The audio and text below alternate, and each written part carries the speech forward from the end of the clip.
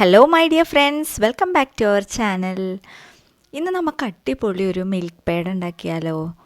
നല്ല ടേസ്റ്റി ആയിട്ടുള്ള, വളരെ പെട്ടെന്ന് നമ്മുടെ വീട്ടിലുള്ള ചേരുവകൾ വെച്ചിട്ട് തന്നെ ഉണ്ടാക്കാൻ പറ്റിയിട്ടുള്ള അടിപൊളി ഒരു മിൽക്ക് പേടയാണിത്. അപ്പം നമുക്ക് വീഡിയോയിലോട്ട് പോവാം.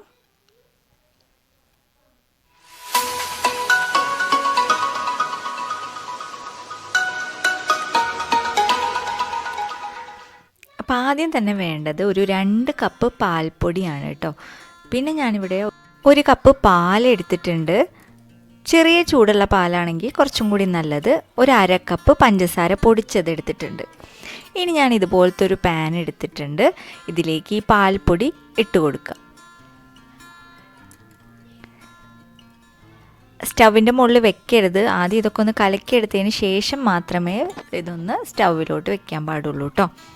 ഇനി നമുക്ക് ആഡ് ചെയ്ത് കൊടുക്കേണ്ടത് പാലാണ്. നമ്മൾ നേരത്തെ എടുത്തു വെച്ചിട്ടുള്ള 1 കപ്പ് പാലുണ്ടല്ലോ, ചെറിയ ചൂടുള്ള പാല് ഇതിലേക്ക് ഒഴിച്ചു കൊടുക്കുക. നല്ല ചൂടാവാൻ പാടില്ല കേട്ടോ, ചെറിയൊരു ചൂട് മാത്രമേ ഉണ്ടാവാൻ പാടുള്ളൂ. ഇനി ഇത് നമുക്ക് നന്നായിട്ടൊന്ന് കലക്കിയെടുക്കണം. കട്ടയൊന്നുമില്ലാതെ ഇതിങ്ങനെ നന്നായിട്ടൊന്ന് മിക്സ് ചെയ്ത് കൊടുത്താൽ തന്നെ കലങ്ങി കിട്ടും. പതുക്കെ പതുക്കെ ഇത് എല്ലാ സൈഡിൽ നിന്നും ഇതിങ്ങനെ എടുത്തിട്ട് വേണം ഇതൊന്ന് കലക്കിയെടുക്കാനായിട്ട്. ഇതിപ്പോൾ നന്നായിട്ട് കലങ്ങി വന്നിട്ടുണ്ട്, കട്ടയൊന്നും വന്നിട്ടില്ല. ഇനി ഇത് നമുക്ക് സ്റ്റൗവിലോട്ട് മാറ്റാം. ഇത് ഞാനൊരു മീഡിയം ഫ്ലെയിമിലിട്ടിട്ട് ഒന്ന് കൈയെടുക്കാതെ നമ്മളിതൊന്ന് ഇളക്കി കൊടുക്കുകയാണ് കേട്ടോ. മീഡിയം ഫ്ലെയിമിലിട്ടിട്ട് വേണം ചെയ്യാനായിട്ട്.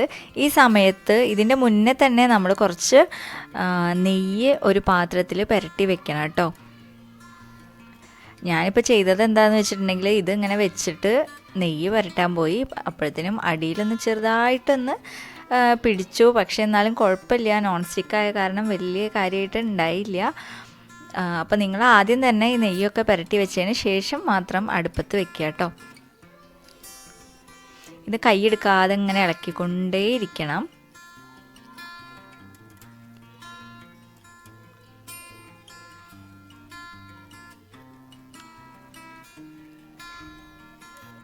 കുറച്ചൊന്ന് ചൂടായി വന്നാൽ നമുക്ക് വേണമെങ്കിൽ ഈ പഞ്ചസാര പൊടിച്ചത് ഇതിലേക്ക് ഇട്ട് കൊടുക്കാം.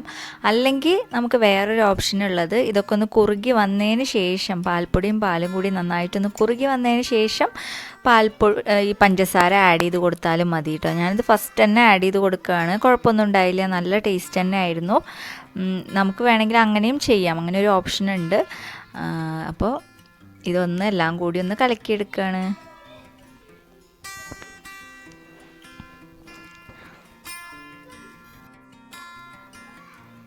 ഈ പഞ്ചസാരയും പാൽപ്പൊടിയും പാലും എല്ലാം കൂടി നന്നായിട്ടൊന്ന് കുറുകി വരണം കേട്ടോ.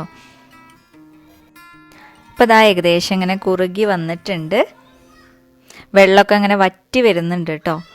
അപ്പോൾ വലിയ കാര്യമായിട്ട് അടിയിൽ പിടിച്ചിട്ടില്ല, ടേസ്റ്റ് ഒന്നും മാറിയിട്ടില്ല. നല്ല ജസ്റ്റ് ഒരു കളർ ഇങ്ങനെ മാറി വന്നു, അപ്പോഴേക്കും ഞാൻ കണ്ടു.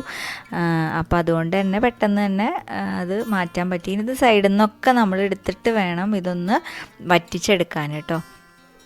അപ്പോൾ നിങ്ങൾക്ക് വേണമെങ്കിൽ പഞ്ചസാര ഈ ഒരു ടൈമിൽ ആഡ് ചെയ്ത് കൊടുക്കുകയും ചെയ്യാം. പൊടിച്ച പഞ്ചസാര തന്നെ ആഡ് ചെയ്യണം, അല്ലെങ്കിൽ പെട്ടെന്ന് നമ്മൾ ഇതിലേക്ക് മധുരം പിടിക്കില്ല. അതുപോലെ തന്നെ നമ്മളിങ്ങനെ കടിക്കുമ്പോൾ ആ തരി ഉണ്ടാവുകയും ചെയ്യും. അപ്പോൾ പൊടിച്ച് ചേർക്കുകയാണ് എപ്പോഴും നല്ലത്. ഇതിലേക്ക് ഇപ്പോഴൊന്നും നെയ്യ് ആഡ് ചെയ്ത് കൊടുക്കണ്ട കേട്ടോ. ലാസ്റ്റ് ആ ഒരു പാത്രത്തിൽ പുരട്ടാൻ വേണ്ടി മാത്രമേ നമ്മൾ നെയ്യ് ഉപയോഗിക്കുന്നുള്ളൂ.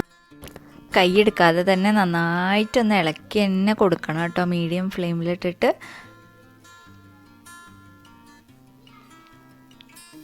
ഇപ്പം ഏകദേശമൊക്കെ അങ്ങനെ വറ്റി വന്നിട്ടുണ്ട്. വെള്ളമൊക്കെ നന്നായിട്ടൊന്ന് കുറുകി, ഒന്നും കൂടി ഒന്ന് കുറുകി വരാനുണ്ട്. കാരണം നമുക്കിതൊന്ന് ഷേപ്പാക്കി എടുക്കുമ്പോൾ കറക്റ്റ് ഷേപ്പ് കിട്ടണമെങ്കിൽ ഒന്നും കൂടി ഒന്ന് കട്ടിയാവണം കേട്ടോ. അപ്പോൾ ഇത് ഏകദേശം റെഡി ആയിട്ടുണ്ട്. ഇനി നമുക്കിത് ഫ്ലെയിം ഓഫ് ചെയ്തിട്ട് കുറച്ചൊന്ന് തണുക്കാനായിട്ട് മാറ്റി വയ്ക്കാം. അതിനുശേഷം നമുക്ക് പേടയുടെ ഷേപ്പിൽ ഉരുട്ടിയെടുക്കാം കേട്ടോ.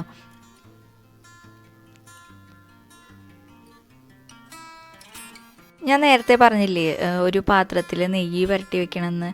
അപ്പോൾ അതിലേക്കാണ് ഞാൻ ഈ ഒരു മിക്സ് ഇട്ട് കൊടുക്കുന്നത്. എന്നിട്ട് ഇത് നന്നായിട്ടൊന്ന് മിക്സ് ചെയ്തെടുക്കുകയാണ്. ലെവൽ ചെയ്തെടുക്കുകയാണ് കേട്ടോ. ഈ നെയ്യ് ഇതിൻ്റെ എല്ലാ ഭാഗത്തേക്കും ഒന്ന് എത്താൻ വേണ്ടിയിട്ടാണ് ഞാൻ ഇതിങ്ങനെ മിക്സ് ചെയ്ത് കൊടുക്കുന്നത്. ഇനി ഇത് നമുക്കൊന്ന് ഉരുട്ടിയെടുക്കണം. എത്ര വലുപ്പമാണോ വേണ്ടത് അതിനനുസരിച്ച് നമുക്കിതൊന്ന് ഉരുട്ടിയൊന്ന് കയ്യിലിട്ടിട്ടൊന്ന് ഷേപ്പാക്കി എടുക്കാം. ഇനി ഇത് ബാക്കിയുള്ളതും ഇതേപോലെ നമുക്ക് ഏത് വലുപ്പത്തിലാണോ വേണ്ടത് അതിനനുസരിച്ച് നമുക്ക് റോൾ ചെയ്തിട്ട് ഒന്ന് അമർത്തിയെടുക്കാം. നല്ല ടേസ്റ്റ് ഉണ്ടായിരുന്നു കേട്ടോ ഇതിന്. അപ്പോൾ എല്ലാവരും ഇതൊന്ന് ട്രൈ ചെയ്ത് നോക്കണം കേട്ടോ. കുട്ടികൾക്കൊക്കെ ഇങ്ങനെ ഉണ്ടാക്കി കൊടുത്താൽ മതി. വളരെ എളുപ്പമാണ്. അതുപോലെ തന്നെ ഒരുപാട് ഉണ്ടാവുകയും ചെയ്യും. നമുക്കൊരു 2 കപ്പ് പാൽപ്പൊടി എടുത്തിട്ട് ഉണ്ടാക്കുകയാണെങ്കിൽ ഒരുപാട് ഉണ്ടാവും കേട്ടോ.